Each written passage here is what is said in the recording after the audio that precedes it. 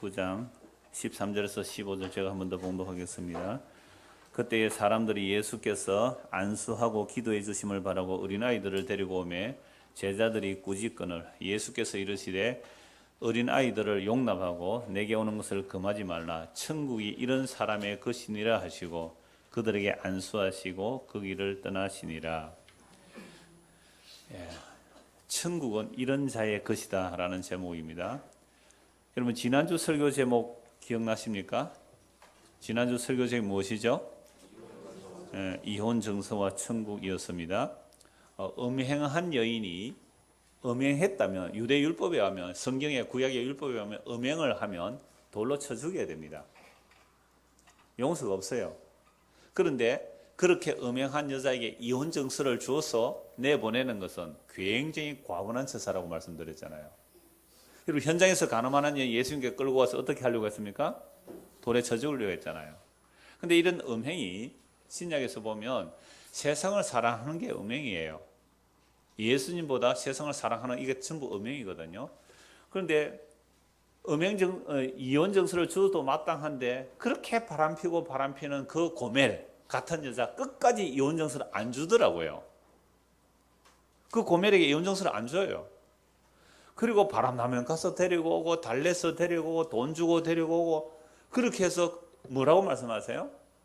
내가 성실과 정의로 또 공의로 너에게 장가들리니 그제서야 네가 나를 여호와인 줄 알리라.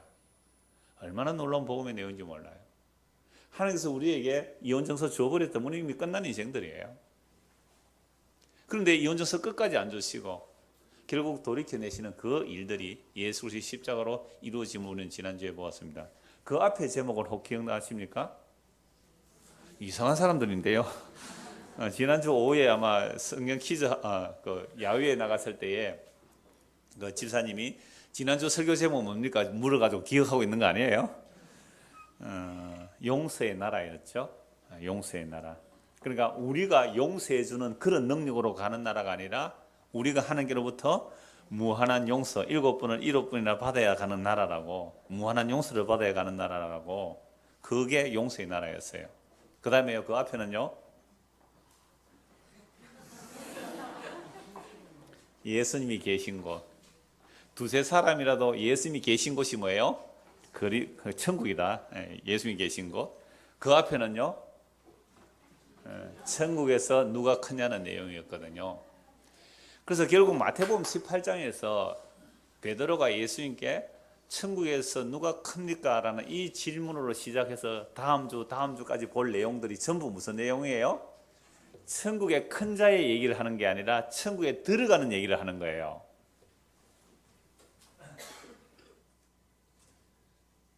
그러니까 베드로가 이렇게 질문했잖아요. 예수님, 천국에서 누가 큰 자입니까? 라고 했을 때 예수님께서 천국의 큰 자에 대해서 먼저 말씀하신 것이 아니라 천국에 들어가는 자가 어떤 자라야 천국에 들어간다 그랬어요? 돌이켜서 어린아이 같이 되어야 천국에 들어간다라고 얘기했거든요. 그러니까 자기는 천국에 들어가지도 못하는 주제에 천국에 누가 크냐고 물었단 말이에요. 이게 오늘날 딱 우리나라 교회 현실 같아요.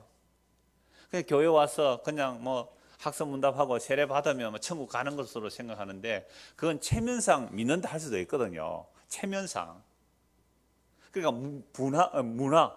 그러니까 교회라는 문화 속에서 그래, 막 한 6개월 돼서 학습받고 한 1년 돼서 세례 받으면 나는 이제 천국 가는 걸로 그렇게 생각할 수 있잖아요. 그러니까 교회 다니는 사람들이 나는 천국을 마치 따놓은 당상처럼 여긴단 말이죠. 따놓은 당상처럼 여기니까 천국에서 누가 클까? 아니면 세상에서 누가 복을 받을까? 이런 것을로 교묘하게 이제 꾸며서 성경 얘기를 쭉 해주면요, 사람들은 다 그렇게 또 따라가요. 그래서 세상에서 어떻게 해야 복을 받는가? 또는 천국에서 누가 큰가? 이 질문을 하는데 예수님은 너희는 아직 천국에 들어가지도 못했다라고 하면서 천국 들어가는 것은 어린아이 같아야 된다는 말씀, 오늘 말씀과 연결되는 거죠. 그래서 천국의 큰 자도 결국 뭐라고 말씀했어요? 천국의 큰 자도 어린아이처럼 자기를 낮추는 자가 천국의 큰 자라는 말씀을 했단 말이에요. 그래서 높고 낮음은 사실은 없어요. 높고 낮음이 없어요. 하나님 나라에는. 왜요? 뭐기 때문에 높고 낮음이 없다 그랬습니까? 그리스도의 몸이거든요. 몸이 하나예요, 둘이에요? 둘이에요. 아니 몸이 둘이라면 놓고 나서면 이렇게 서열을 정할 수 있었잖아요. 근데 그리스도의 몸은 하나뿐이란 말이에요. 천국은 몇 개예요? 하나요. 예수님이 몇 분이에요? 한 분에. 그럼 예수님이 우리의 머리가 되시잖아요. 예수님이 우리의 머리가 됐어요. 그럼 우리는 다 그리스도의 뭐가 되는 거예요? 지체란 말이에요. 여러분 사람 몸의 세포가 몇 개예요? 뭐 60조개 얘기하는 사람입니다. 60조. 그러니까 60조라는 그 수많은 세포들이 높낮이가 있을까요? 없어요. 발의 역할하는 세포는 따로 있어요. 눈동자의 역할하는 세포는 따로 있어요. 전부 세포로 되어 있는데요. 세포가 모아서 귀 역할하는 세포가 따로 있어요. 그러니까 이런 몸의 기능들이 네가 높느니 내가 뭐 낮느니 이런 다툼은 일어날 수가 없는 거예요. 몸에서 스스로 몸 안에서 다툼이 일어나고 디스오더, 무질서가 일어난다는 것은 암이에요. 그죠? 정상적인 세포는 뭐 하는 거예요? 다? 몸이 하나라도 없는 거예요. 우리의 몸은 높고 낮음이 없단 말이에요. 그래서 서양의학은 분석하고 분해하는데 동양의학은 통째로 봅니다. 손과 발이 다 온몸으로 연결되어 있다 그러잖아요. 그래서 수지침 하는 사람은 여기는 머리고 여기는 뭐 위장이고 손바닥 치면 요 안에 가운데는 뭐 이거 만져주면 속이 시원합니까 안 합니까? 진짜 해요. 그러니까 이게 뭐와 연결되어 있는 거죠? 가운데가 위장하고 연결되어 있는 요 부분은 심장이라 그러고 또 발도 마찬가지잖아요. 발 어느 부분 꼭 눌리면 머리가 아플 때 시원해요. 그러면 몸은 뭐예요? 전부 다 하나란 말이에요. 그러니까 우리가 예수를 믿는다는 것은 예수 그리스도의 몸이 됐다는 것이고 예수 그리스도의 몸에서는 높고 낮음이 없는 거예요. 그런데 우리의 사고방식은요, 누가 천국에서 크냐를 얘기했다는 것 자체가 뭘 이해 못한 거예요? 천국을 이해 못한 거잖아요. 하나님 나라를 이해 못한 거예요. 예수 그리스도의 몸을 이해 못한 거예요. 그래서 베드로조차도 천국에서 누가 크냐고 묻고 나온 겁니다. 그래서 천국에 크고 낮음보다도 너희가 천국에 들어가는 게 뭐냐라고 얘기하면서 용서의 나라다는 거죠. 용서의 나라는 거죠. 그래서 오늘은요, 그래서 천국은 이런 사람의 것이라 라고 말씀하시면서 오늘 보면 13절에서 1절 보십시오. 19장 13절. 그때에 사람들이 예수께서 안수하고 기도해 주심을 바라고 어린 아이들을 데리고 오매, 이렇게 말씀하죠. 이런 유대 사회 속에서는요, 아버지가 자식에게 유언으로 남길 때에도 뭐 하고 했어요? 안수 기도하고 유언을 남기잖아요. 야곱 같은 경우에 자식들을 다 기도해 줄 때에 특히 요셉의 두 아들 므낫세와 에브라임을 어떻게 축복해 줍니까? 손을 어긋맞게 축복해 주잖아요. 요셉은 알아요, 몰라요? 이 뜻을? 몰라요. 요셉은 몰라요. 아버지 그러시면 안 됩니다. 이 장남이 이쪽이고 차남이 이쪽인데 야곱이 손만 쭉 뻗으면 장남이 오른손, 차남이 왼손으로 가게 돼요. 근데 야곱 눈이 멀어서 안 보여요. 안 보이는데 어떻게 했다고요? 손을 어긋맞게 축복해 버린 거예요. 요셉은 아직 이 뜻이 뭔지를 몰라요. 이게 장남을 앞세워버리는, 차남을 앞세워버리고 장남을 뒤로 돌려버리는 거잖아요. 이게 하나님의 일방적인 선택과 하나님의 일방적인 은혜 베푸심이 어떠한지를 보여주고 있단 말입니다. 그러니까 이렇게 하듯이 또 속죄일 날, 대속죄일 날 저녁에는요, 그 장로들에게, 백성의 지도자들에게 자기의 아이를 데려와서 안수해 주기를 원한대요. 그래 간단한 아기들 하면 장로님 우리 애 안수 좀 해주세요. 손에 얹고 기도하고, 또 여호수, 그 모세가 여호수아에게 자기 직분을 위임할 때도 뭐해요? 안수하고, 이런 것이 있어서 오늘날 우리 신약에서도 교회에서 이제 장로 세울 때 뭐해요? 안수하고, 또 목사도 안수하고 뭐 그렇게 말하죠. 자, 그런데 그런 마음으로, 그런 배경으로, 그러니까 이 아이들을 데리고 예수님께서 좀 한번 기도해 주세요, 안수하고 기도해 주세요 하고 데리고 왔을 때 제자들이 어떻게 해요? 꾸짖었습니다. 제자들이 왜 꾸짖었을까요? 이 부분 제가 자주 말씀을 드렸는데, 제자들이 꾸짖은 이유는요, 예수님을 위한다고 꾸짖을 수 있어요. 지금 예수님께서 피곤해요, 피곤 안 해요?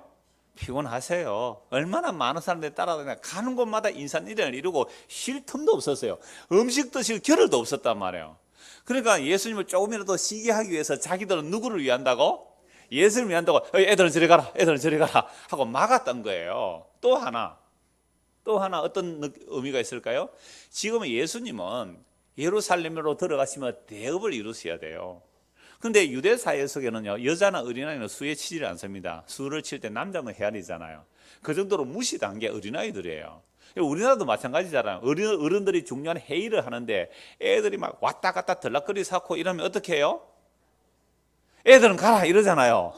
우리 재직기 하는데 이 심각한 회의를 한단 말이에요. 재직기 할 때 회의를 하는데 막 애들이 막 뛰다니고 엄마 그래서 아빠 그래서 쫓아다니고 왔다 그대로 하면 어떻게 해요? 누가 그랬어요?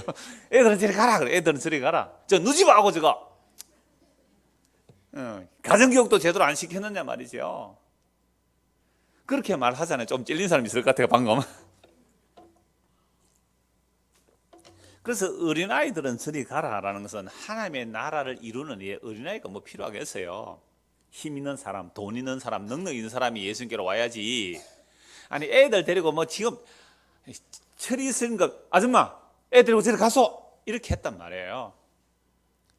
우리 옛날에 시장통에 가면 어릴 때 시장통에 가면 꼭 약장수들이요 뭘 들고 옵니까? 원숭이 새끼나 또는 뱀, 독사 이런 거 들고 독사, 코브라 얼마나 무서워요. 그래서 독사의 독을 막 짜가지고 먹고 이러더라고요. 이 숟가락에 나가지고. 그래서 그거 뱀 꼬안 그거 가루약 뭐 이렇게 해가지고 캡슐에 넣어가 파는 그거 하면서 이러면 사람이 막 몰릴 때 항상 구경에는 누가 많이 가요?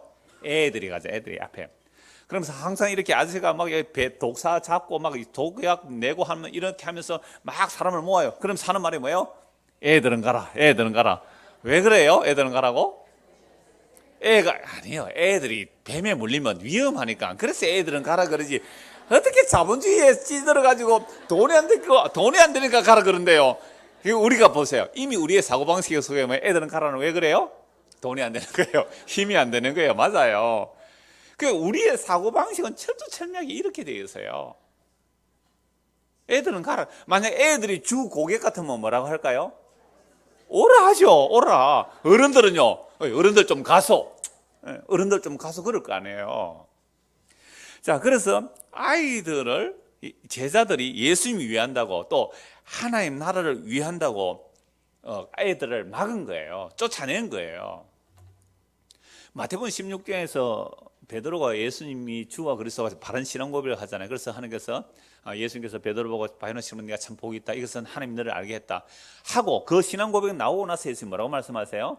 내가 예루살렘에 가서 장로들에 잡혀서 고난을 받고 십자가에서 죽어야 된다. 그리고 다시 살아날 것이다 라고 할 때 베드로가 뭐라 그래요? 예수님 이러시면 안 됩니다. 아니 예수님이 대업을 이루셔야 되는데 벌써 조시 못 잡니까? 지금 대업을 이루어야 되는데 예수님께서 대업을 이루셔야 되는데 아니 죽으면 어떻게 됩니까? 하고 예수님을 말렸단 말이에요. 말리니까 어떻게 해요? 사탄아 물러가라. 너는 하나님의 일을 생각 안 하고 사람의 일을 생각한다. 결국 베드로가 예수님을 위한다고 막아선 것도 무슨 일이 되고요? 사탄의 일이 되고 어린애 오른 거 애들 저리 가라 라고 쫓아낸 것도 무슨 일이 되고요? 사탄의 일, 사람의 일이 되는 거예요. 그래서 예수님께서 꾸짖으세요. 제자들 보고 꾸짖으시면서 하시는 말씀이 14절 예수께서 이르시되 어린아이들을 용납하고 내게 오는 것을 금하지 말라. 천국이 이런 사람의 것이니라. 이런 어린아이의 것이라고 안 했죠. 이런 사람의 것이니라. 그러니까 어린애라고 자동으로 천국 간다 그런 말 아니잖아요. 이런 사람의 것이다 라고 하시면서 그들에게 안수하시고 그들을 떠나가셨습니다. 그러면 천국은 이런 사람들의 것이다 라고 할 때 어린아이 같아야 하는 말씀 이미 많이 말씀을 드렸어요. 여러분 어린아이 같아야 한다는 것은 어린아이가 순수하고 착하다는 것이 결코 아니에요. 부모들은 다 알아요. 어린아이가 순수하고 착한 것이 없는 것을. 그러니까 아담의 타락 이후에 인간은 그 마음의 생각과 계획이 항상 악하다고 창세기 6장 5절에서 말씀해요. 그러니까 여러분 1장이 천지창조하고 2장 천지창조하잖아요. 그런데 3장이 이미 타락해요. 이게 3장이 타락하고 나니까 창세기 6장 왔는데 인간들의 죄가 세상에 가득했다. 인간들의 죄가 세상에 관영했다. 창세기 6장 5절. 그럼 인간의 죄가 뭔데요? 그 마음의 생각과 계획이 항상 악해요. 그 악함이란 게 뭐냐라고 하면 사람이 자기 좋은 대로 살아가는 거예요. 먹고 마시고 사고 팔고 시집가고 장가가는 모든 일들을 누구 좋은 대로? 자기 좋은 대로 하는 것이 그 마음의 생각과 계획이 항상 악해요. 그래서 이런 세상을 하나님께서 심판해 버립니다. 노홍수로 심판을 해버렸단 말이에요. 심판하고 나면 좀 깨끗해졌을까요? 그런데요 창세기 8장 21절 심판하고 난 이후에 이렇게 말씀합니다. 사람의 마음과 생각과 계획이 어려서부터 항상 악하다고요. 어려서부터 항상 악하기 때문에 무지개를 주시면서 물로 심판 안 하겠다. 만약 하나님께서 죄악이 가득하다고 심판을 했다면 어떻게 해야 돼요? 날마다 노홍수의 심판이 일어나야 되기 때문에, 그래서 무지개 언약을 주시는 거예요. 네 제대로 심판하면 세상은 오늘도 노홍수로 심판당해야 된다. 그래서 무지개를 보여주시면서 뭘 기억하라는 거예요? 와, 우리는 오늘도 나는 내 좋은 대로 살아가는데 하나님께서 자기 언약을 이루기 위해서 물로 심판 안 하시구나. 그런데 하나는 있어요. 뭘로? 나중에 소돔과 고모라 성을 통하여 불로 심판하실 것을 말씀하셨죠. 자, 그러니까 어린아이 같이 순수하고 착해서 천국 들어간다는 말이 아니에요. 오늘 저 말레이시아에서 손님 오셨는데 4년 전에 여기 왔다가 가셨어요. 그 애가 줄리아인데 늦게 아이를 가져가지고 아빠가 진짜 얼마나 이 애를 사랑하는지 제가 지나칠 정도 같아요. 지금 말합니다. 내가 한 번도 말 안 했는데, 자기는 부모가 이렇게 서포트를 많이 안 해주셨대요. 그래서 자기는 아니 자식인데 왜 이렇게 이쁜 아이를 서포트를 안 해줘? 자기는 어릴 때 아버지 일 도와가면서 힘들게 일했대요. 그러니까 그게 아마 각인이 됐는지 자기는 애를 얼마나 이쁘게 키우는지 몰라요. 그게 카톡으로 올리가 제가 다 보죠. 근데 이 줄리아 집에는 텔레비전이 없어요. 근데 이 줄리아가 한 번씩 다른 집에 가서 이 텔레비전을 보면 텔레비전을 싫어한대요. 왜 싫어한지 아세요? 내 마음대로 안 되더래, 텔레비가. 야, 나는 이거 텔레비전에 드라마가 나올 때 내 마음대로 돼요, 안 돼요? 텔레비 지 마음대로 가는 거예요. 내가 원하는 방향 안 가니까 화가 나는 거잖아요. 이게 착한 거예요, 지 마음대로 하고 싶은 마음이에요? 지금 초등학교 1학년인데. 텔레비전을 싫어하는 이유가 왜 싫어하느냐고 했더니 원래 텔레비전 없어서 싫어한 게 아니라 텔레비전에 프로그램이 진행되는데 나는 결말이 이렇게나 주인공이 안 죽어, 안 맞아야 되는 주인공이 얻어맞잖아요. 그러면 어때요? 싫은 거예요. 내 뜻대로 안 된다고. 이게 마음의 생각과 계획이 어려서부터 항상 악한 거예요. 줄리아 알겠니? 영어를 더 잘해요. 자, 그래서 다시 오늘 본문을 보시면 그 제자들이 아이를 쫓아내 예수님께서 제자들을 꾸짖죠. 어린아이를 오는 것을 용납하고 금하지 말라. 천국은 이런 사람의 것이라 라고 했을 때에, 그리고 아이들에게 안수하시고 그를 떠나가시는데, 도대체 이런 자의 것이라는 것에 평행 구절이 있습니다. 성경은. 마가복음을 한번 보시죠. 마가복음 10장 13절.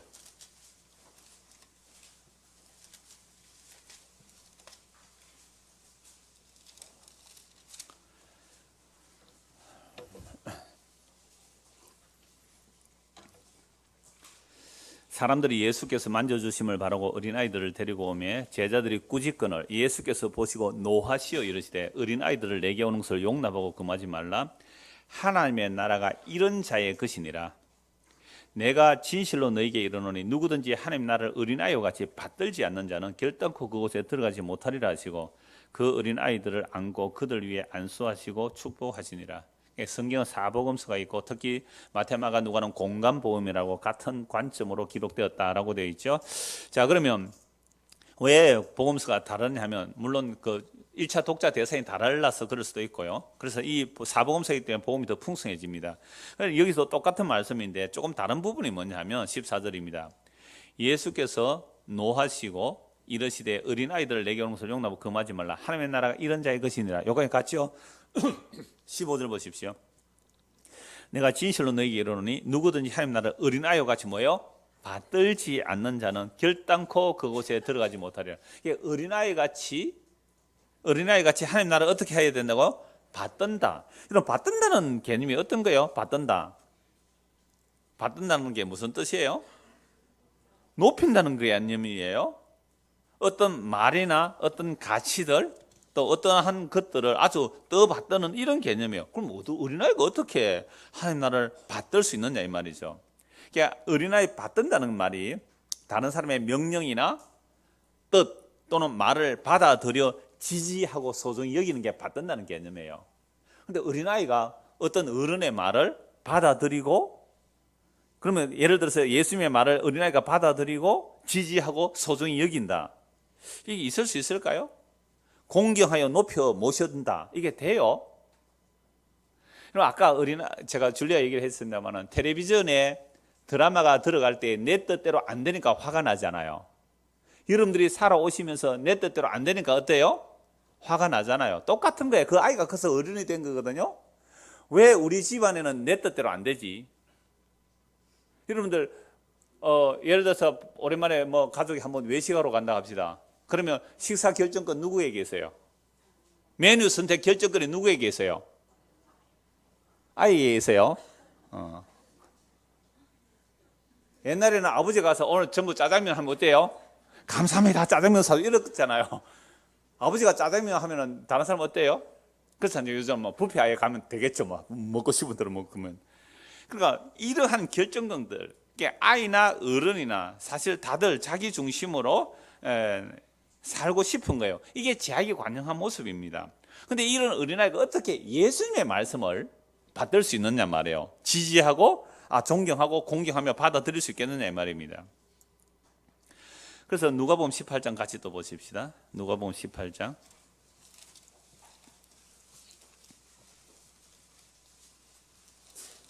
7절. 이거는 뭐 같은 내용이니까 한 절만 읽겠습니다.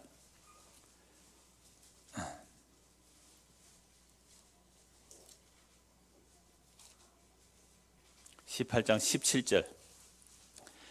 내가 진실로 너희에게 이르노니 누구든지 하나님 나라를 어린 아이와 같이 뭐요? 받아들이지 않는 자는 결탄코 거기 들어가지 못하냐.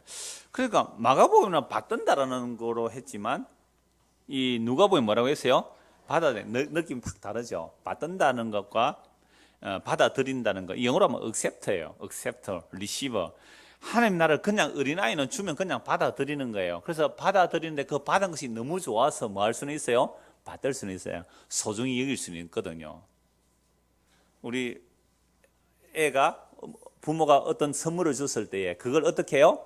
받아들여서 이게 너무 좋으니까 뭐 할 수 있는 거죠? 소중히 여길 수 있잖아요. 이게 받는다는 개념이에요. 선물을 받아 이게 너무 좋아요. 그래서 그 선물을 내가 뭐 할 수 있는가요? 소중히 여길 수 있는 거죠. 이런 자들이 어디에 간다고요? 천국에 들어간다 이 말입니다. 하나님께서 우리에게 주시는 그 선물을 받아서 감사하고 소중히 여기는 것, 이게 어린아이의 모습이라는 거죠. 어린아이라는 말은요, 자기가 노력해서 애써서 받아들일 수 있는 게 아니에요. 부모가 모든 것을 다 해주어야 어린아이다 이 말입니다. 근데 어린아이가 아닌 상태가 뭐냐 하면요, 이미 자기가 선택해서 골라 담으면 이건 어린아이가 아니에요. 어린아이라는 것은 전적으로 부모가 다 해줘야 되는 어린아이. 젖을 먹여줘야 되고요, 기저귀를 갈아줘야 되고요, 다 해줘야 되는 거, 그게 어린아이 상태예요. 그러니까 천국은요, 이런 어린아이 같아야 간다니까. 자기 힘으로 못 가는 나라다 이 말입니다. 그래서 천국은 침노하는 자의 것이다. 전에 이미 말씀드렸습니다. 천국은 침노하는 자의 것이다 하는데 어린아이가 천국 침노에 들어갈 수 있어요 없어요? 못 들어가요. 천국이 우리에게 쳐들어와야 되는 거죠. 그래서 침노하여야 된다는 그게 헬라어에는 디포넌트 동사래가 중간태예요. 우리나라는 중간태가 없어요. 중간태라는 말은 문맥에 따라 능동으로 번역할 수 있고 수동으로 번역할 수 있어요. 그래서 천국은 침노하는 자의 것이다라고 할 때에 천국이 우리에게 쳐들어온다 이렇게 해석을 해야 돼요. 그런데 이런 해석이 왜 안 되냐면 우리의 일반적인 개념은 천국은 누가 들어가야 돼요? 내가 노력해서 들어가는 나라. 그게 우리 이미 인식이 되기 때문에 그 말씀을 중간태로 되어 있는 단어를 능동으로 번역하든 수동으로 번역하든지 어쨌거나 우리는 내가 쳐들어가는 나라 이렇게 하는 거잖아요. 근데 어린아이가 어떻게 천국 쳐들어가요? 어린아이 자기 힘으로 돈 못 버는데, 자기 힘으로 옷 못 사 입잖아요. 부모가 다 줘야 되는 게 어린아이 같다 이 말입니다. 천국은 전부 하나님께서 은혜로 주셔가는 나라예요. 그래서 이 디포넌트 동사는 영어에서 제기대명사와 같다. 이제 금요일 성경할 때 잠시 말씀드렸잖아요. 제기대명사라는 것은 주어가 행동했을 때에 그 행동의 결과가 자기에게로 돌아오는 것, 이게 제기대명사예요. 그래서 하나님께서 주체예요. 예수님이 주인이 되셔서 행동하셔서 우리에게 천국으로 해수에 들어가는 것, 이게 디포넌트 동사예요. 그럼 우리가 이 땅에 타락한 인생들은요, 자기 중심으로, 그러니까 어린아이든 어른이든 마음의 생각과 계획이 항상 어떻다고요? 악하다. 악한 게 뭐예요? 막 살인, 간음, 도둑질 그런 것만이 아니에요. 그건 악한 것이 좀 강한 거고, 결국 자기 좋은 대로 살아가는 거예요. 결혼을 해도 누구 좋은 대로 살아가요? 내 좋은 대로 선택하더라고요. 이사를 가도 여러분 어디로 이사 갑니까? 이사 갈 때? 교회당 중심으로 와야죠. 근데 여러분 안 그렇죠? 어떻게 하든지 교회에서 떨어져야 돼. 왜? 교회당 가까우면 사람들이 예배 마치고 차 마시러 오기 때문에 안 돼. 멀리 가야 되잖아요. 사람들은 전부 생각이, 그런데 어떤 사람들은 막 교회 곁으로 막 이사 가는 사람이 있더라고. 왜요? 복 받으려고. 그럼 교회 곁으로 이사 가든지 교회 멀리 이사 가든지 결국 누구를 위한 거예요? 맞지요? 대답 안 한 사람은 안 맞다 이 말입니까? 이게 우리의 모습이에요. 그러니까 천국은요, 천국 가는 길을 이렇게 만들어 놓으면 누가 빨리 찾아가겠어요? 힘있고 능력 있는 사람이 빨리 차지해서 들어갈 거 아니에요. 그래서 천국은요, 이런 어린아이와 같은 사람들의 것이다. 네 힘과 네 능력으로 못 들어온다, 이 얘기예요. 어린아이 같아야 된다는 말씀이. 그래서 유대인들이 생각한 하나님의 나라, 곧 메시아 왕국에는요, 어떤 사람이 들어간다고 생각했어요? 율법을 잘 지키는 자들이 들어가는 나라로 봤습니다. 그래서 율법을 알지도 못하고 율법을 알아도 지키지 못하는 자들은 메시아 왕국에 들어가지 못한다고 한 겁니다. 그런데 예수님께서 하나님 나라의 일을 말씀하시고 하나님 나라를 이루어 가시는 일을 율법을 지켜서 어렵다고 하는 유대인들은 이해할 수가 없어요. 아니, 유대인들의 사고방식은 이미 베드로가 예수님께 천국에서 누가 큽니까? 라고 질문했다는 것은 베드로는 지는 어디 들어갔다고 생각하고 있어요? 천국에 들어갔다고 생각해요. 그럼 베드로가 자기는 천국에 들어가는 사람의 생각 근거가 뭐예요? 나는 어려서부터 율법을 지켰습니다. 그래서 베드로에게 환상이 와서 이 더러운 짐승 잡아먹으라 하니까 뭐라 그래요? 나는 어려서부터 안 먹었습니다. 난 어려서 율법 지켰습니다. 어떻게 이걸 먹어요? 내가 거룩한 하나님의 백성 율법대로 산 사람은 절대로 장어 드시면 안 되잖아요. 주어탕 드시면 안 돼요. 어디 감히 순댓국을 다 먹어요? 천국에 못 들어가려고. 그렇기 때문에 어떤 사람이 뉴스 엔조에 안상홍 하나님의 교회 일부러 들어간 거예요. 이제 전도를 받아 들어가서 그걸 취재한 기사가 오늘 첫 1회가 나왔는데, 갔더니 그 안상홍 하나님의 교회에서도 한 3가지를 금하더래요. 목매어 죽인 짐승, 피채 먹는 거, 이런 거 좀 금하라고. 그건 사도행전 15장에서 나오는 얘기잖아요. 그대로 하고. 그러니까 이 사람이 질문을 했대요. 그런데 이런 거 3가지 가까이 안 하면 된대요. 2시간 만에 당신은 생명책에 이름이 기록됐다 그러고 보내주더라 그러는데, 야, 좋아요, 여러분들. 2시간 만에 생명책에 이름이 기록이 되려면 어디 가면 돼요? 예. 그래서 나왔는데, 그래서 이 사람이 또 질문한 거예요. 그런데 음행도 가까이 하면 안 되잖아요. 이러니까요, 그거 말 안 하더래요. 교회에서 가르쳐준 3가지만 지키면 되니까. 이게 바로 다 율법주의라는 거죠. 그래서 유대인들은요, 어려서부터 율법을 지켰기 때문에 자기들은 적어도 천국에는 이미 들어갔다. 그래서 하나님의 나라에서는 누가 크냐고 질문한 것은 베드로의 의식 속에는 뭐가 있어요? 나는 이방인과 같지 않습니다. 나는 세리와 같지 않습니다. 나는 죄인과 같지 않습니다. 나 하나님 나라 들어가는 백성 맞는데, 내가 이제 예수님을 따른다고 메시아 왕국에 들어가야 되잖아요. 예수님 다스리는 왕 나라에 들어가게 되는데, 나는 배도 버리고 가족도 버리고 장모도 버리고 처자식 다 버리고 따라왔기 때문에 나 상당히 높은 사람 되겠죠. 이 질문으로 질문한 거예요. 하나님 나라를 오해를 한 거죠. 하나님 나라를 세상 나라로 생각한 거예요. 저는 오늘 한국 이 땅의 교회들을 볼 때 꼭 베드로가 질문한 이 질문이에요. 천국에서 누가 큽니까? 천국에서 누가 큽니까? 이 세상에서 누가 복을 많이 받겠습니까? 그래서 모든 가치 판단의 기준이 뭐예요? 세상에서 성공하고 부자 되고 잘 먹고 잘 살게 되면 그걸 복의 기준으로. 이제 욥기 결론에 다가가는데, 어제 우리 장로님 질문하셨는데, 욥기의 결론은 다 사람들의 고진감래로 얘기합니다. 2배로 복 받은 게 있으니까. 제가 욥기 설교할 때 그 말씀 하겠습니다만은, 여러분들 욥 평소에 부자였어요, 부자 아니었어요? 고난받기 전에 부자였어도 그것만으로 부족함이 없었습니다. 남 베풀며 살았어요. 부자예요. 그 다음에 자식은 배로 안 받았잖아요. 자식은 10명 받았는데, 여러분들 그 이쁜 자식들 10명 죽고 새로운 자식 10명 받는 게 좋아요? 안 죽는 게 좋아요? 그게 무슨 복이에요? 그러면 마누라는 바꿨는지 안 바꿨는지는 모르겠습니다만은 아마 마누라도 안 바뀌었겠나 싶어요. 그러니까 그게 무슨 복이냐 이 말입니다. 그게 사람들 자꾸만 고진감래식으로 하나님에서 고난받으면 나중에 복 받는다, 엉터리예요. 그게 배나 받았다는 개념, 신약에서는 배나 받았다는 개념은요, 하나님의 새 가족이 됐다는 게 배나 받은 거예요. 너희가 부모와 처자식을 버리고 나를 따라오면 100배나 받는다 그랬어요. 그러면 뭐 남편 버리면 뭐 남편 100명 받는 거예요? 자식 하나 버리면 100명, 그 집 한 채 버리고 주님을 따랐더니 집 100채 받는 거예요? 배나 받는다, 100배를 받는다는 것은 내 새로운 가족이 됐다, 이 개념이에요. 새로운 가족. 누가 내 어미며 누가 내 형제냐, 내 아버지 뜻대로 하는 자들이 내 부모며 내 어머니며 내 가족, 아버지를 얘기 안 해요. 왜요? 아버지는 한 분이시니까. 그 얘기예요. 그게 무슨 물질 복 받았다고 그걸 가지고 고진감래를 얘기한다면 전부 엉터리 해석이에요.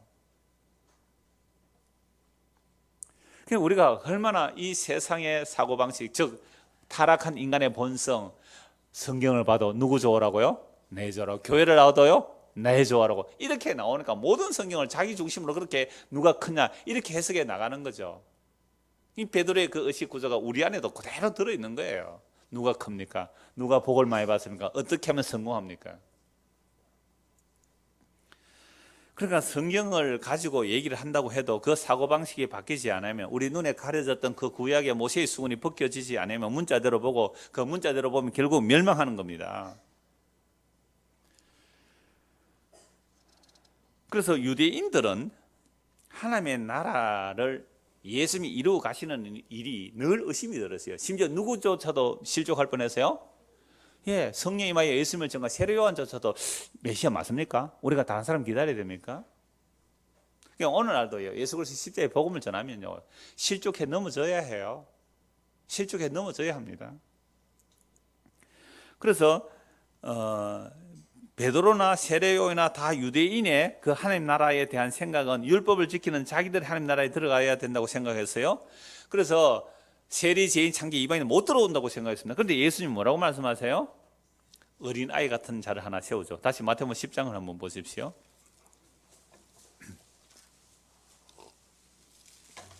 마태복음 10장 40절입니다. 이미 우리가 앞에서 본 말씀인데, 너희를 영접하는 자는 나를 영접하는 것이요, 나를 영접하는 자는 나를 보내신 이를 영접하는 것이니라. 선지의 이름으로 선지를 영접하는 자는 선지의 상을 받을 것이고, 의인의 이름으로 의인을 영접하면 의인의 상을 받을 것. 이러니까 또 상 차등을 얘기해요. 여러분, 상이라는 것은 예수 그리스도의 생명을 받는 것을 상이라고 말씀합니다. 누구든지 제자의 이름으로 이 작은 자 중 하나에게 냉수 한 것이라도 주는 자는 내가 진실로 너희에게 이르노니 그 사람이 결탄고 상을 잃지 않으리라. 이러니까 아마 또 찬물 한 그릇 대접한다고. 그런 거 아니잖아요. 이거 무슨 얘기예요? 예수님께서 제자들을 보낸단 말이죠. 근데 그 제자들이 가는 모습이 어떤 모습이에요? 보잘것없는 모습으로 갔잖아요. 예수께서 십자가에서 다 이루신 그 모습으로 간단 말이에요. 그러니까 제자들, 보잘것없는 그들이 가서 복음을 전하는데, 그 제자들을 영접했다는 말은 그들이 전하는 뭘 받아들인 거예요? 복음을 받아들인 거예요. 예수님의 복음을 받아들인 거예요. 그러면 누구를 영접한 것이 돼요? 예수님을 영접한 것이 되는 거죠. 그래서 여러분들의 가정에, 제가 신방을 가잖아요. 어제도 신방을 갔는데 오늘 또 신방 두 곳에 가야 되는데, 제가 가서 복음을 증거하러 가요. 근데 여러분들이 저를 영접했을 때에 저만 영접하면 안 되잖아요. 제가 말하는 뭐요? 복음을 영접했다면 그 사람 누구 영접한 거예요? 예수님 영접한 거다 이 말이에요. 근데 아직도 신방 한 번도 안 한 가정 많아요. 몇 년 됐는데 신방 안 한 가정 많아요. 복음이 싫다 이거죠? 꼭 한 번씩이라도 제가 신방하기를 원해요. 한 번은 가요. 그래서 제가 저 따로 구역 따로 안 하려고, 구역 예배할 때 구역장들이 좀 조율해서 제가 한 번이라도 신방 가게 해주십시오. 그런데 오늘 새로운 가정 두 가정에 한꺼번에 가야 돼요. 그냥 밀양에서는 이미 2주 전에 예약이 되어 있었고, 진해에서는 사실은 늦게 예약이 되어 있어요. 그래서 예배 마치자마자 진해 가서 얼굴을 한번 보고 그러고 이제 밀양 이제 두 곳에 가려고 생각하는데, 가끔씩 고를 때는 구역 이제 근찰들이 새로운 가정, 목사님 한 번도 신방 안 한 새로운 가정 같으면 미리 연락해 주세요. 그래서 좀 조정을 해서 요 시간 그렇게 갈 수 있도록요. 자, 그러면 예수님께서 보낸 사도들이 가는 모습은요, 환영받는 모습이 아니었어요. 영광의 모습으로 가는 것이 아니었어요. 매 맞고 쫓겨서 만물의 찌꺼기 같은 그 모습으로 갔어요. 여러분, 바울이 가는 모습 뭐였어요? 만물의 찌꺼기 같은 모습, 미말에 둔 자처럼. 누가 그 바울을 영접하겠어요? 근데 놀랍게도 영접하는 자들은 마치 하나님을 대접할, 예수님을 영접하는 자를 영접했고 눈에도 빼어주려고 했단 말이에요. 뭐 때문에 이런 일이 일어나요? 여러분, 우리 집에 손님이 올 때에 진짜 높으신 분이 오면 환영할 거예요. 근데 거지가 오면요, 배척할 거란 말이에요. 바울이 올 때에는요, 정말로 사람들의 배척받고 매 맞고 얻어 터진 그 모습으로 왔단 말이에요. 그런데 그 예수님, 그 사도들이 전하는 복음을 받아들이는 것, 이게 바로 어린아이처럼 받아들인다 이 말입니다. 어린아이처럼. 어린아이는요, 정말 배가 고팠을 때 어린아이가 뭐 먹을 거 주면 선별해요, 안 해요? 안 해요. 이 안에 독이 들어서 하는데 의심도 안 한단 말이에요. 어린애는 그냥 마셔요. 지난주 오후 맞죠? 야외에 나갔을 때에 어린애들이 훌라후프 돌리기로 했잖아요. 훌라후프를 잘 돌리면 제기차기를 하니까 훌라후프를 한 7개, 8개 딱 돌릴 때쯤 어떻게 합니까? 탁 내리시죠. 요거 어린애 아닙니다, 요거.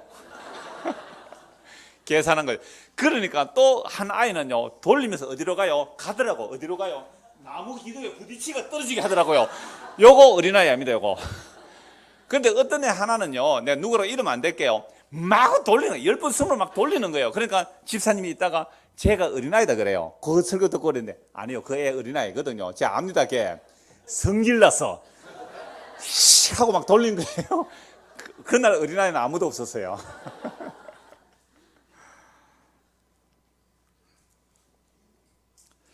자, 그래서 이 어린아이 같은 모습으로 간 거예요. 복음 전하는 자들이. 배척받는 모습으로 간단 말이에요. 그래서 복음의 내용이 뭔가가 중요한데요. 디모데후서 1장 8절 10절 한번 보십시오. 디모데후서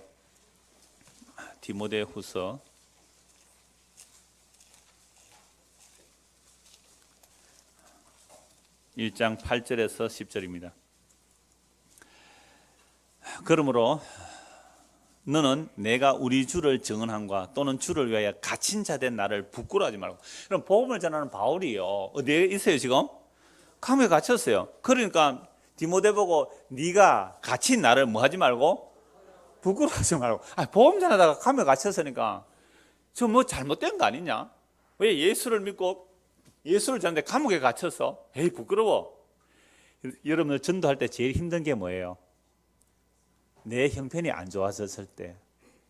예수 믿고 내가 성공하고 잘 됐으면, 야, 예수 믿고 내가 잘 됐다고 전하기 좋을 텐데, 예수 믿고 이혼을 했습니다.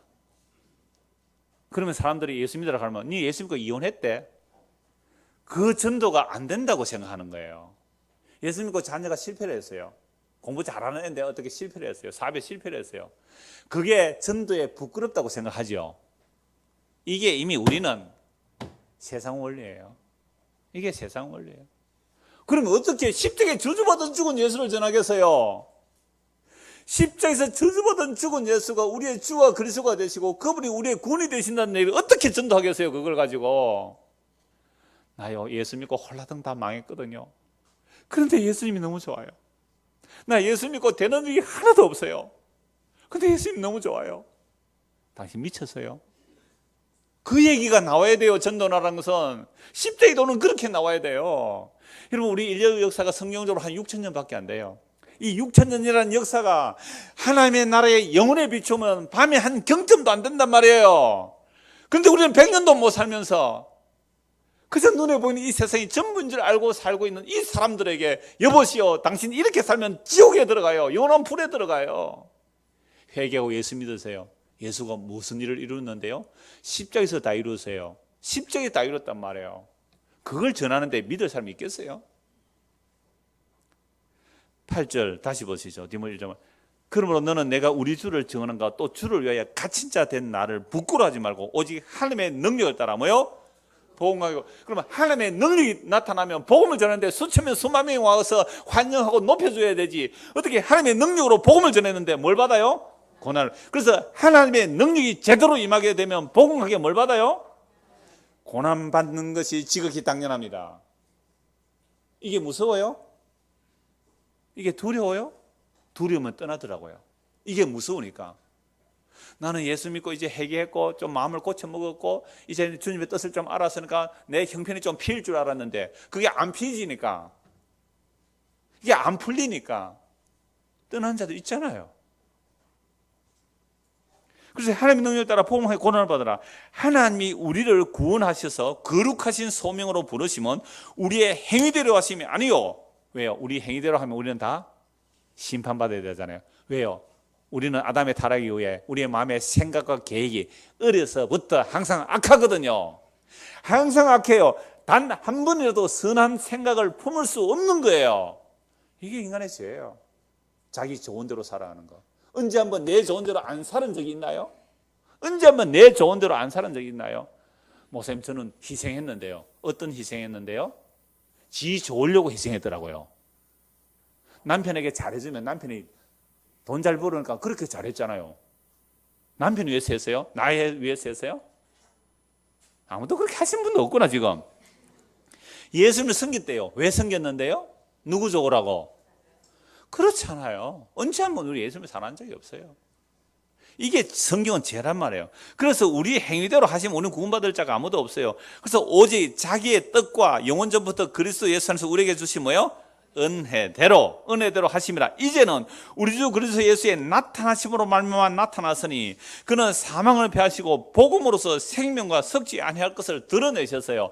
예수님께서 이 땅에 십자가에 죽으시고 부활하셨어요. 사망을 패하여 버립니다. 죄와 사망의 것을 깨뜨려 버렸어요. 그래서 복음이라는 것은 뭘 전해야 됩니까? 생명과 섞지 아니할 것. 생명과 섞지 않을 것. 그러니까 사람들이 복음 말하는데 딱 들어보세요. 저게 썩을 것인지, 생명도 아닌 것을 생명으로, 썩을 것을 썩지 않을 것으로 가짜 바꿔치기 하는 거. 그게 복음 전하는 자가 아니에요. 그게 다른 복음이에요. 복음 얘기하면 반드시 뭐가 나와야 돼요? 생명과 섞지 아니할 것. 예수 그리스도 안에서 약속된 그 나라, 그 의, 그 선물만이 복음이에요. 다른 거요? 인간의 행위에 따라 상을 준다고요? 인간의 행위에 따라 하늘에서 높은 자가 된다고요? 그건 생명이 아니잖아요. 은혜가 아니잖아요. 그 어린아이가 아니에요. 그러니까 우리가 천국도 못 들어간 주제에, 천국도 못 들어간 주제에 천국에서 누가 크냐고 하는 것이 오늘 이 땅의 현실이에요.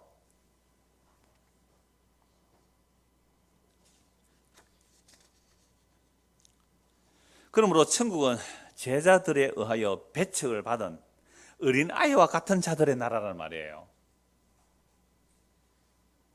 사람이 볼 때는 어떻게 저런 사람이 천국에 들어갈 수 있는가, 그런 자들이 들어가는 나라라 이 말입니다. 그래서 유대 사회 속에서 천국에 들어가지 못하는 자들은 죄인과, 물론 이 천국은 그들은 메시아 왕국을 말해요. 죄인과 이방인들과 세리 이런 자들 천국에 못 들어간다고 여깁니다. 그래서 천국에 들어가려면, 만약 이방인이 천국에 들어가면 어떻게 하면 돼요? 철저하게 유대교로 개종을 해야 됩니다.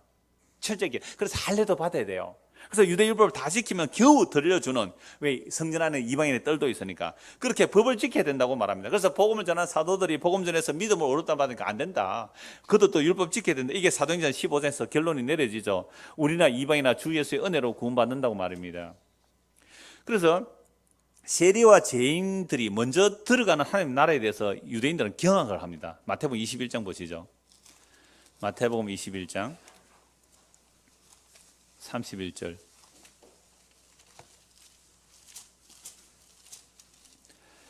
이건 다음에 본문할 때 자세히 말씀드릴 테니까 오늘 간단하게 31절 32절만 보십시오. 마태복음 21장 31절 32절. 그 둘 중에 누가 아버지의 뜻대로 하였느냐? 이르되 둘째 아들이니라. 예수께서 그들에게 이르시되 내가 진실로 너희에게 이르노니 세리들과 장녀들이 너희보다 먼저 하나님 나라에 들어가리라. 이건 비유의 말씀이죠. 아버지가 큰아들에게 얘 오늘 포도원에서 일해라, 얘 해놓고는 갔어요 안 갔어요? 안 갔어요. 둘째 아들은 포도원에 가라 하니까 아니요 해놓고는 나중에 갔어요. 그러니까 첫 아들은 바리새인들 말해요. 서기관들 말해요. 율법 지키는 자들을 말해요. 둘째는 이방인 세리를 말해요. 자, 그래서 32절 결론은 이 말씀입니다. 요한이 의의 도로 너희에게 왔거늘 너희는 그를 믿지 아니하였으나. 요한이 의의 도로 왔어요. 회개하라, 천국이 가까이 왔다. 그 천국 누구예요? 예수님. 회개하라, 천국에 갔다. 회개하고 예수 믿어라 했을 때에 누구는 안 믿었어요? 바리새인들. 왜요? 자기들의 의로 천국 갈 수 있다고 생각했기 때문에. 그런데 세례 요한의 의의 도를 놓고 누가 회개해요? 세리가 회개했어요. 놀랍게도 군인도 회개했어요. 군인들은 막 뺏어가는 자들이야. 군인도 회개했어요. 세리가 회개했어요. 장기들이 회개했어요. 그래서 이 말씀이에요. 세리와 장녀는 믿었으면 너희는 이것을 보고도 끝내 뉘우치지 않았다. 뭐 때문에요? 자기 의 때문에. 끝내 뉘우치지 않았어요. 그래서 세리와 장녀들이 너희보다 먼저 하나님 나라에 들어간다. 이런 예수를 어떻게 돌로 쳐 죽이지 않을 수가 있느냐 말이에요. 누가복음 18장에 보면 또 예수님께서 두 사람의 비유를 말합니다. 한 사람은 바리새인이에요. 한 사람은 세리예요. 두 사람 다 성전에 나가서입니다. 바리새인은 어떻게 기도합니까? 손을 들고 하늘 향해 이렇게 기도하죠. 오 하나님이시여, 나는 다른 사람들과 토색, 불이, 간암을 하는 자로 같지 않고 이 세리와도 같지 않음을 감사하나이다. 나는 일에 2번 금식하고 또 소득에 11조를 드리나이다 하고 세리는 멀리 서서 감히 눈을 들어 하늘을 쳐다보지도 못하고 가슴을 치며 이르되 하나님이여 불쌍히 여기소서 나는 죄인으로소이다. 누가 의롭다는 받고 내려가요? 세리가 의롭다는 받고 내려가요. 이 말은 세리가 천국에 들어간다 이 말입니다. 누구는 천국에 못 가고요, 바리새인은 못 들어가요. 여러분, 예수님께서 이 말씀을 하셨을 때 예수님, 여러분들이 바리새인이라면, 서기관이면, 제사장이라면 예수를 어떻게 하겠어요? 죽이는 거예요. 마땅해요. 그래서 하나님 나라는 의로운 자들이 가는 나라입니다. 그런데 누가 의롭다움을 받습니까? 회개하고 예수 믿는 자가 의롭다움을 받는 거예요. 그럼 율법을 왜 줬는데요? 너 죄인이야. 죄인임을 알라고 율법을 줬는데 그 죄인임을 알라고 준 율법을 자기들의 치장거리로 삼은 거예요. 마치 무화과로 자기 옷을 가린 것처럼, 아담과 무화과로 자기 옷을 가린 것처럼 율법을 자기 치장거리로 삼은 거예요. 자기가 교회 나서 뭔가 좀 했다는 거, 남을 위해서 좀 했다는 거, 구제 좀 하고 봉사하고 청소 좀 하고 밥 좀 했다는 거, 이런 것들이 다 자기 의가 되어 있는 거예요. 이런 하나님의 트렁크라는 책 보셨잖아요. 그 사람의 그 카페에 에세이잖아요. 에세이인데 유다는 교회 간다. 이 사람이 속장이었어요.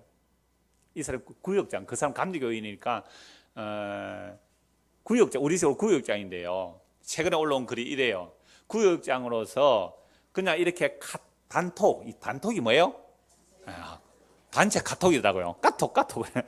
단체 카톡에 이제 구역장 다 올려져 있을 거 아니에요. 그래서 뭐 얘기를 하다가 한 30분 얘기를 했는데, 그래요, 막 키키, 크크, 막 이런 거 막 올리죠, 여러분들. 좀 은혜로운 거 좀 올리세요.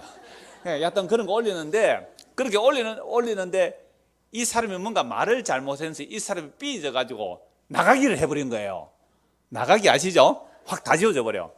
그런데 그 순간 이 구역장의 마음 속에 40년 동안 같이 살았던 그 사람이래요. 내가 구역장 내가 지한테 해준 게 뭔데 하면서 생각이 나는데요. 다 나더래요. 나는 이사인데 지는 한 번도 안 오진데 지는 이사하고 내가 3번이나 가줬다면서. 그래가 힘들고 어려울 때 내 전화 상담 이야기 들어주고 뭐 차 사주고 뭐 한꺼번에 다 나오더래요. 그분이 저희 설교를 듣고 있기 때문에 뭐라 했냐면, 하나님 1만 달란트 탕감받은 자가 100데나리온 빚진 자 멱살 잡고 있는 것이 저의 모습입니다. 제발 좀 이런 짓 안 할 수 있도록 좀 도와주세요. 끝에 잉잉잉 해놨더라고요. 운다는 얘기죠. 우리가 이런 거예요. 그래서 하나님의 나라에 들어가는 자는요, 정말로 말씀이, 제가 요즘 그런 말씀 자주 드리는데요, 말씀 한 말씀에도 제대로 비춰지면요, 제가 청주 맞죠? 청주 자꾸 헷갈려가지고 청주에 갔다 왔을 때 그 어떤 한 분이 그랬어요. 정말 예수님이 주 되심이 믿어지니까, 예수님의 주 되심이 믿어지니까 아무 문제가 없더래요. 그 애먹이는 남편이나 애먹이는 시어머니도요, 하나님께서 보내주신 천사람, 제가 그런 말씀 자주 들었잖아요. 하나님 보내준 천사더래요. 그러니까 찍소리 안 하고 예 할 수 있더래요. 예수가 뭐예요? 주가 되심을 믿으니까. 예수님이 주가 되심을 믿으니까. 예수님이 천지 만물의 주인이니까 뭐 문제 있어요? 그래서 제가 상담할 때 지사님 괜찮습니까? 목사님 뭐든지 괜찮습니다 이랬는데, 괜찮아요. 뭐 문제 있어요? 괜찮아요. 그거 아무것도 아니에요. 누가 주인이니까? 주 예수를 믿어라. 그리하면 너가 내 집에 구원을 얻으리라. 진짜 예수님이 주인인데 뭐 문제 있어요? 할렐루야. 이럴 때 할렐루야 합시다 우리도.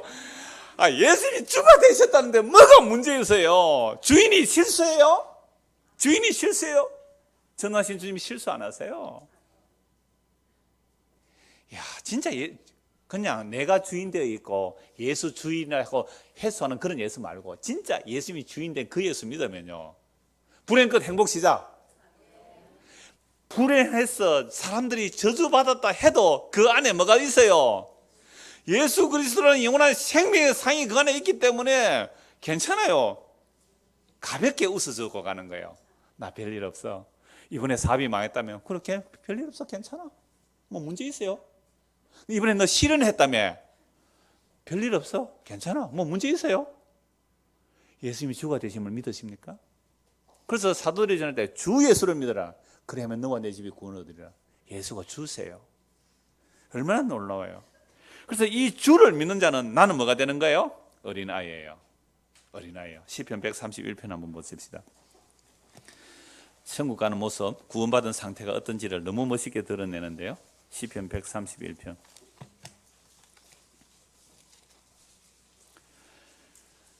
다윗의 시편이죠. 1절에서 3절. 우리 같이 한번 읽읍시다. 여호와여, 내 마음이 교만하지 아니하고 내 눈이 오만하지 아니하오며 내가 큰 일과 감당하지 못할 놀라운 일을 하려고 힘쓰지 아니하나이다. 실로 내가 내 영혼으로 고요하고 평온하게 하기를 젖된 아이가 그의 어머니 품에 있음 같게 하였나니 내 영혼이 젖된 아이와 같도다. 이스라엘아, 지금부터 영원까지 여호와를 바랄지어다. 아멘. 여러분, 하나님 나라에 들어가는 자의 모습이 이 모습이에요. 어린아이 같은 자라야 하나님 나라에 들어가죠. 어린아이의 모습을 너무 잘 설명하잖아요. 어린아이들은 마음이 교만할 수가 없어요. 물론 뭐 상대적으로 보면 조그만 일도 교만할 수 있지만 어린아이는 내 마음이 교만하지 않고 내 눈이 오만하지 않으면 내가 큰 일과 감당하지 못할 놀라운 일을 하려고 힘쓰지 않습니다. 그런데 오늘 교회 가면 교회에서는 뭐 얘기해요? 이루지 못할 일들을 큰 비전을 세워놓고 뭐 하라고요? 할 수 있다, 할 수 있다. 내게 능력 주시는 자, 내가 모든 것을 할 수 있다 하면서 엄청난 비전을 세워요. 777. 뭔지 아세요? 7만 성도, 7천 구역, 700명의 선교사 파송. 그 정도 해야 뭐 할 마음이 안 생기겠어요? 333. 3만 명의 성도, 3천 구역, 300명의 선교사 파송. 또는 300교회 세우기.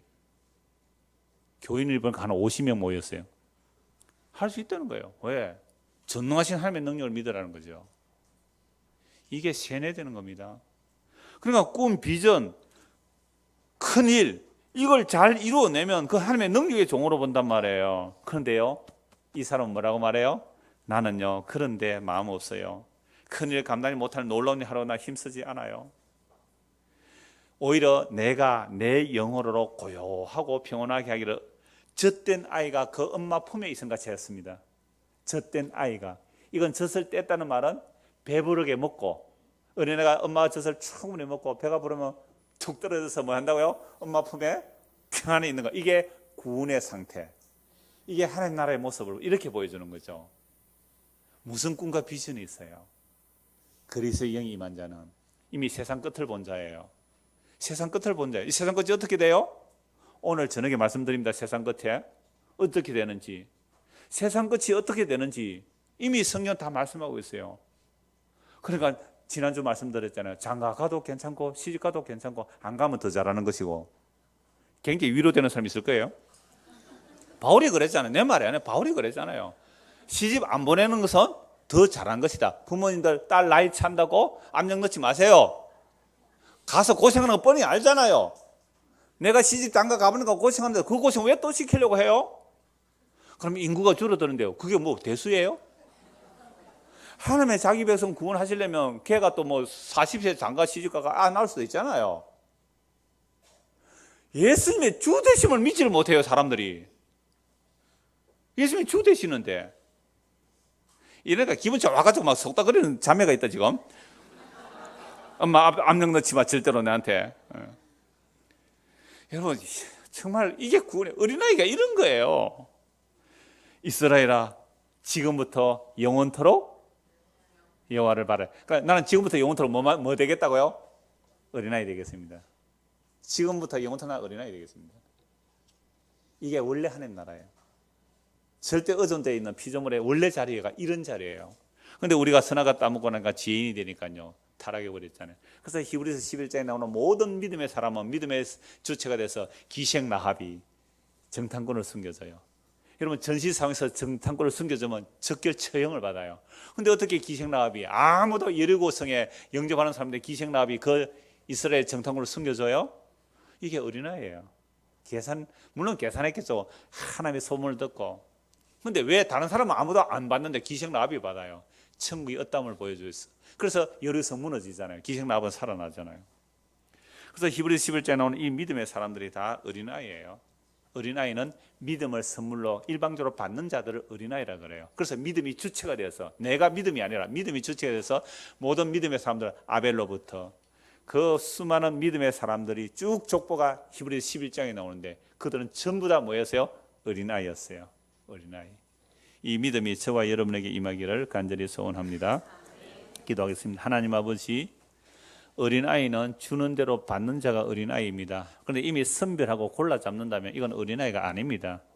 가치 판단, 이미 써나갔다 보면 가치 판단이 우리에게 들어있기에 말씀을 통해 이런 것들을 무너뜨려 주시고 예수님께서 우리에게 주시는, 값없이 주시는 그 십자가의 공로, 그 놀라운 은혜, 그 풋부름으로 인하여 정결하고 거룩하고 흠도 티도 없이 세우고자 하는 그 놀라운 하나님의 신부된 그 은혜들이 어땀을 알고 날마다 주의 은혜를 받고 살아가는 성도가 되게 하여 주옵소서. 예수님 이름으로 기도드리옵나이다. 아멘.